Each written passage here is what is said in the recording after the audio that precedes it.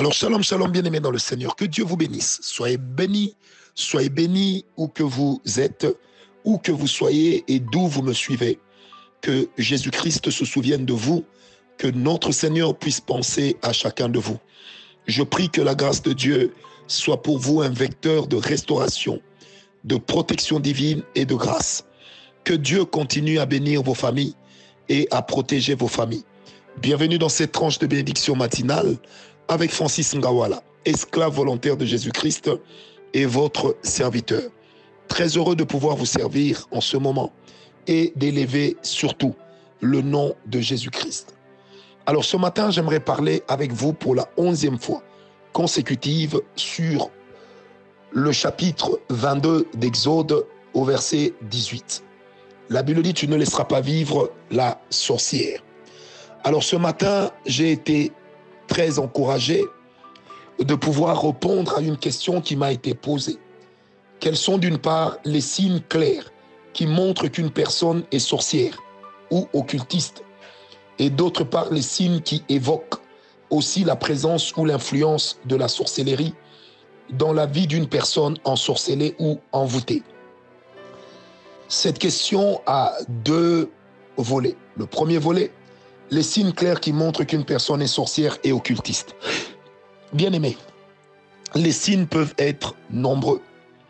Les signes peuvent également évoluer d'après les cultures et les mœurs des peuples, mais aussi des endroits dans lesquels nous nous trouvons ou nous évoluons, ou avec lesquels nous sommes en contact. La première des choses qu'il faille distinguer ici, c'est qu'il existe la sorcellerie consciente et inconsciente. Alors, tout comme il existe aussi l'occultisme conscient, et l'occultisme inconscient. Je m'explique. Dans l'occultisme inconscient, vous avez des parents qui ont enrôlé leurs enfants par des cultes sataniques, qui ont enrôlé leurs enfants en leur faisant porter des chaînettes magiques, en leur faisant porter des câbles magiques, en leur faisant porter des vêtements cérémoniaux, ou encore en leur faisant participer à des cérémonies occultes au travers desquelles les enfants tacitement entrent déjà dans l'occultisme. J'ai récemment lu un article dans lequel on disait par exemple, on parlait de la franc-maçonnerie, disant par exemple que dans la franc-maçonnerie, il existe plusieurs niveaux. Et aujourd'hui, il existe plus de 10 classes dans la franc-maçonnerie qui sont réservées aux petits-enfants, même aux nouveau-nés. Ça veut dire que des parents commencent à entraîner leurs enfants à être occultistes alors qu'ils sont encore enfants. Et ce, afin de leur permettre, à un âge très jeune, de pouvoir atteindre le 13e stade ou le 13e niveau. Ce qui est impossible d'atteindre pour un adulte lorsqu'il est entré dans l'occultisme à 30 ans. Alors, un enfant qui entre déjà à 5 ans, à 4 ans, est capable d'atteindre ce niveau que les hindous appellent le nirvana. Il peut l'atteindre déjà à l'âge de 22 ans maximum. Vous voyez ici, par exemple, combien est-ce qu'il y a des parents qui travaillent d'arrache-pied pour que leurs enfants servent dans l'occultisme. Un jour, j'ai eu à prier pour un monsieur. Ce monsieur avait hérité de son père une bague. Et cette bague était occulte. Et le monsieur me racontera comment il s'est rendu compte qu'il commençait à assister dans des nuits à des réunions avec des amis de son père. Des fois, il partageait des grands festins et lui ne comprenait pas ce qui se passait. Il m'a dit, il lui arrivait souvent de voir dans ses rêves qu'il était dans des cérémonies où ils étaient tous habillés en soutane. Alors, quand on a prié, on a parlé, je lui ai expliqué, on a prié, cela s'est arrêté. Un enfant pareil est déjà occultiste, mais lui-même ne sait pas quand est-ce qu'il y est entré. Et c'est la même chose avec la sorcellerie. Une sorcellerie inconsciente, c'est lorsque on est entraîné par d'autres sorciers à poser des actes de sorcellerie. C'est lorsque on est entraîné par d'autres sorciers à participer à des festins de nuit, à participer à des cérémonies sorcellériques. C'est lorsque vous voyez par exemple dans vos rêves, et la sorcellerie inconsciente travaille beaucoup avec les rêves. C'est là par exemple que vous allez voir souvent Vous êtes en train de participer à des festins. Vous mangez la nuit. Manger n'est pas un problème parce que si vous dormez affamé, c'est normal que vous rêviez que vous mangez. Mais quand vous rêvez tout le temps que vous mangez, la recrudescence des rêves de repas n'est pas normale. Deuxième chose, quand vous mangez et que vous vous rendez compte que le matin vous êtes rassasié, vous êtes déjà dans une sorcellerie inconsciente mais active. Lorsque par exemple, vous mangez dans vos rêves, vous buvez le sang humain ou même le sang des animaux. N'oubliez pas que les animaux dans le monde spirituel représentent les êtres humains. Les mâles pour les hommes, les femelles pour les femmes et les petits pour les enfants. Alors quand vous participez souvent à ce genre de choses et qu'il vous arrive à votre réveil de garder même un goût de sang, un zeste de ce que vous avez mangé, sachez déjà qu'il y a une sorcellerie qui est déjà active en vous. Elle est déjà en téléchargement très avancé. Alors par contre, quelques signes qui peuvent vous montrer qu'une personne est dans la sorcellerie.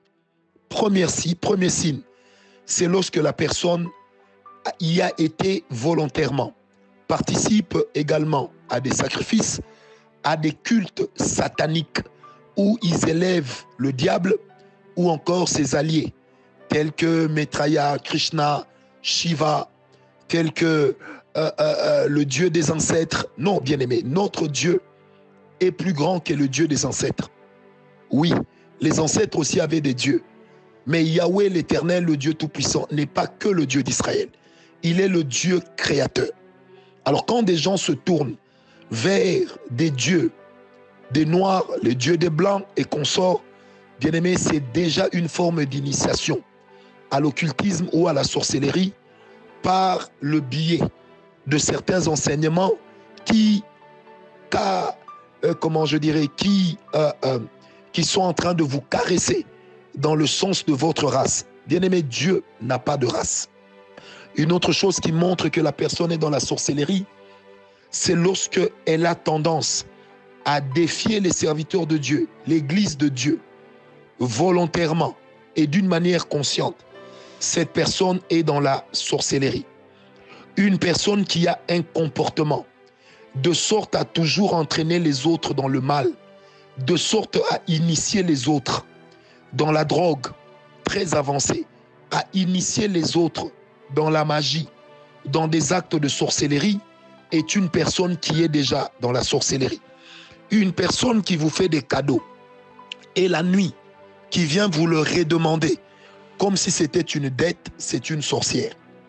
Une personne qui vous donne même un petit bonbon ou à votre enfant et qui vient lui demander de le lui rendre la nuit, sachez qu'il est en train de lui demander un homme, une personne ou encore une position sociale qui peut être celle de la famille, celle du père ou celle de la mère. En ce moment-là, vous êtes en face de la sorcellerie. Une personne qui fait des incantations, qui entre en transe alors que ce n'est pas l'Esprit de Dieu, c'est déjà de la sorcellerie. Une personne qui se livre à la divination est déjà dans une sorcellerie. Je répète, une personne qui se livre à la divination est déjà dans la sorcellerie. Une personne qui achète des miracles, qui achète des prophéties auprès des grands maîtres, c'est déjà une personne qui fricote avec la sorcellerie. Une personne qui déplace les objets à distance par le simple regard ou par un geste de la main. Si ce n'est pas le Saint-Esprit par l'onction, c'est de la sorcellerie. Une personne qui vous donne un vêtement et après vous avez comme l'impression que même quand vous changez, ce vêtement est toujours sur vous. Cette impression reste. C'est déjà une personne qui est dans la sorcellerie. Une personne qui va avec vous sexuellement, qui est un homme alors que vous êtes un homme, et qui vous demande de faire les choses comme homme et femme, c'est déjà une forme anormale d'occultisme. Parce que n'oubliez pas que la sorcellerie et l'occultisme se nourrissent aussi des actes sexuels contre nature. Une personne qui fait des incantations, qui déclare des prières en plein ébat sexuel, qui invoque le Dieu de l'amour, le Dieu des grossesses et que sais-je encore, c'est déjà une forme de sorcellerie et ce moment-là devient un culte. Ce n'est plus un moment d'échange sexuel ou d'intimité, c'est déjà un culte. Et malheureusement, c'est dans de tels moments que certaines personnes se sont rendues compte après qu'elles ont été enrôlées, soit dans l'occultisme proprement dit, soit dans la sorcellerie proprement dite. C'est pourquoi, bien-aimés dans le Seigneur, soyez prudents. N'envoyez pas vos enfants partout. Une personne qui est capable de parler avec un autre par télépathie, c'est déjà une forme de sorcellerie. Une personne qui se livre à l'hypnose pratique l'occultisme. Même si elle appelle cela de la psychologie avancée, ça fait déjà appel à l'intervention des esprits avec lesquels il entre en alliance pour pouvoir guérir une personne. Donc ça veut dire que c'est déjà de la sorcellerie ou encore de l'occultisme. Une personne qui est capable d'envoûter une autre pour qu'elle tombe amoureuse d'elle et ainsi de suite, c'est déjà une forme d'occultisme ou de magie. Une personne qui a des habits spéciaux pour faire ses prières, ses incantations, une position spéciale, parce qu'on lui dit que dans cette position, c'est là que Dieu va intervenir. Une personne qui prie avec des bougies rouges, des bougies noires, des savons rouges, des savons noirs, une personne qui est dans des pratiques qui sont très ancestrales est une personne qui n'est pas de Dieu.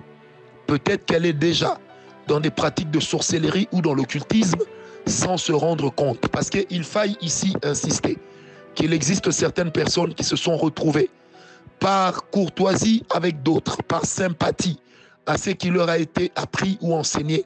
Elles vont se retrouver dans la sorcellerie ou dans la magie.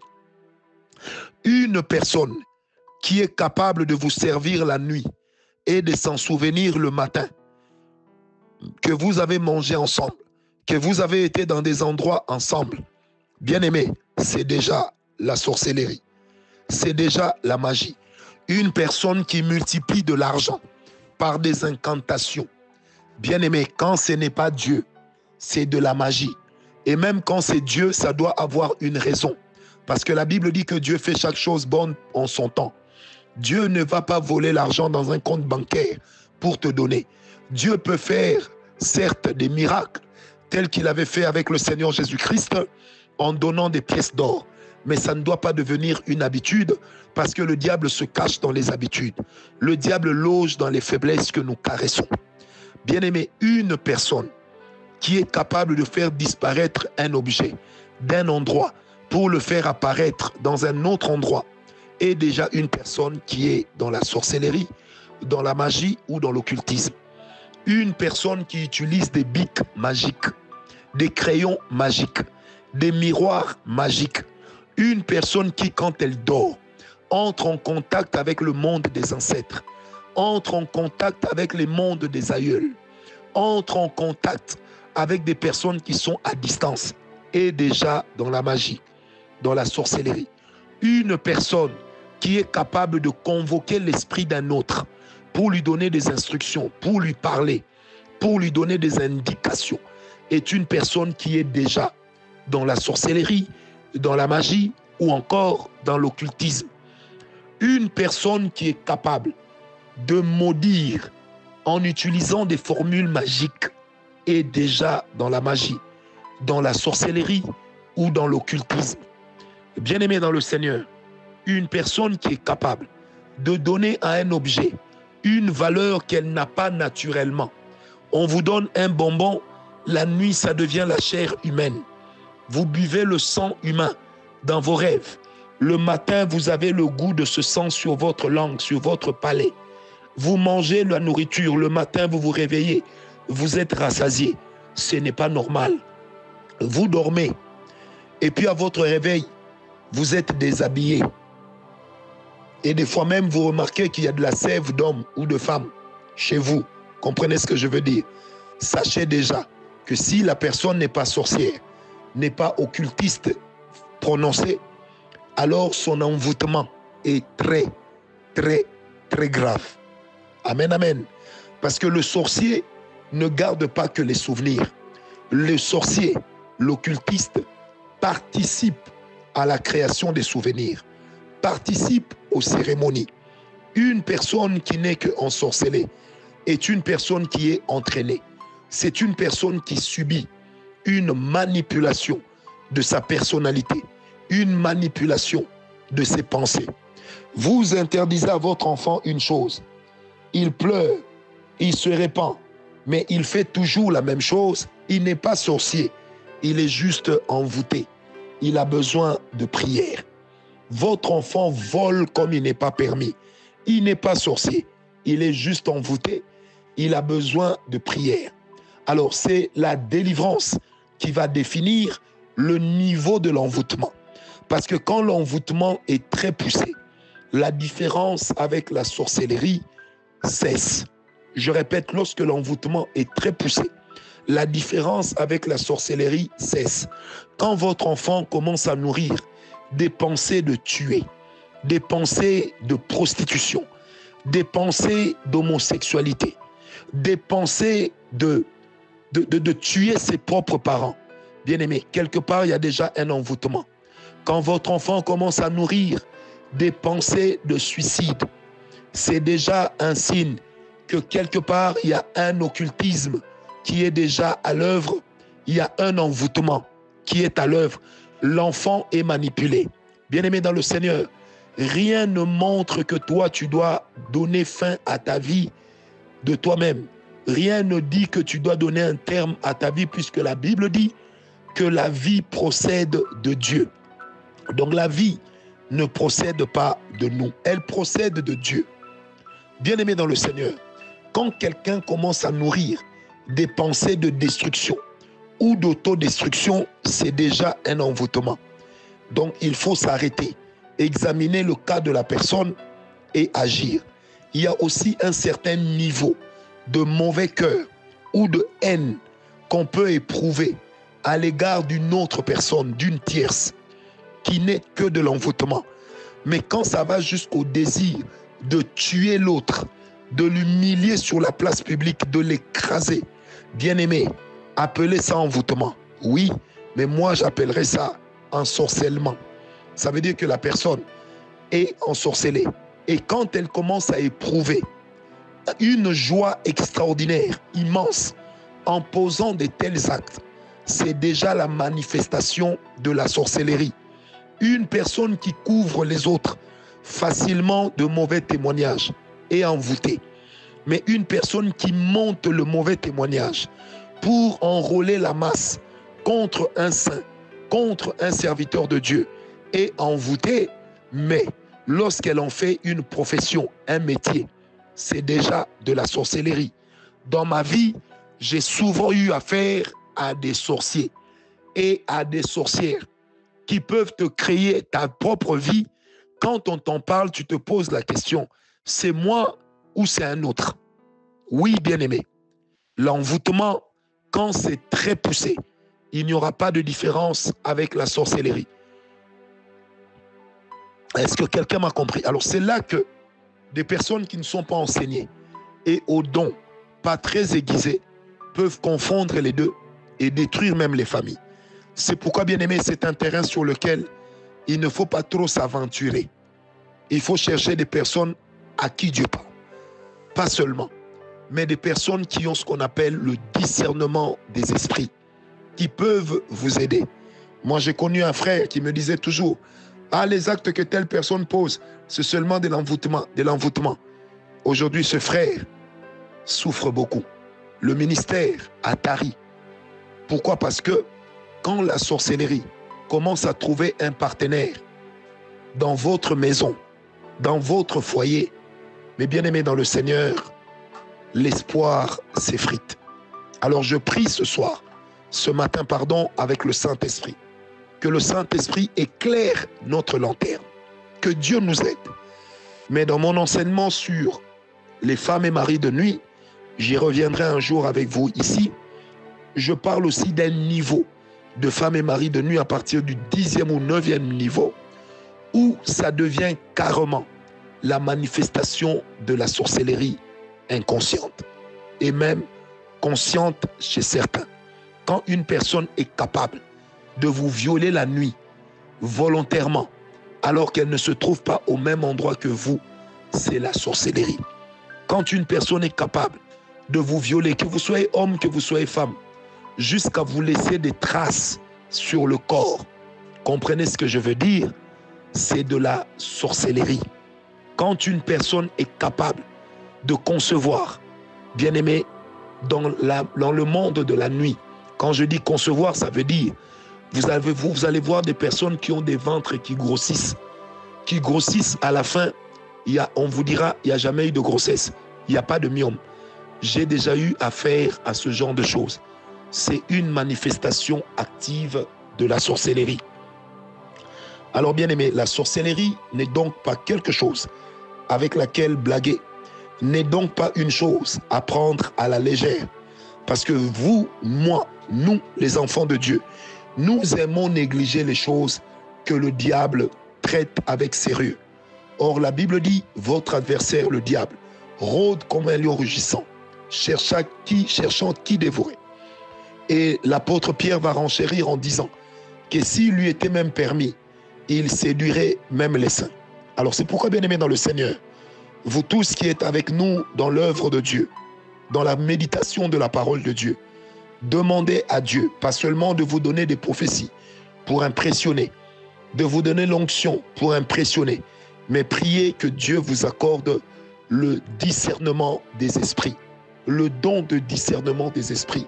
Ça va vous aider à comprendre les choses que je suis en train d'enseigner.